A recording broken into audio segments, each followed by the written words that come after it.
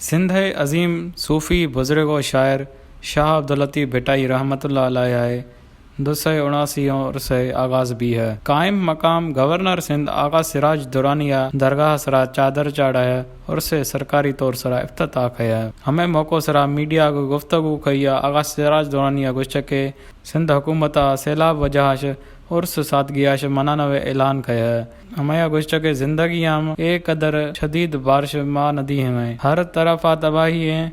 कसें भी गवर्नमेंट हमें वसाव नबी में तो हमें कर जल्दी कवर खत।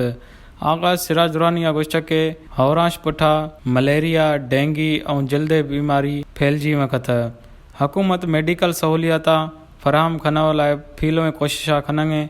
हमें तो गुश्त के सिंध हुकूमत कोशिश के हमें बोडे मुतासिर बियो वारो हर हल्का ताईं पहुंची। वाज़े रहे कि सिंध अज़ीम बुज़ुर्ग व सूफ़ी शायर शाह अब्दुल लतीफ़ भिटाई रहमतुल्लाह अलैहि सालानो सैरोज़ उर्स बिटशाहम इस्लामी साल दुमी महीनो सफ़र 14 तारीख़ शुरू भी होना।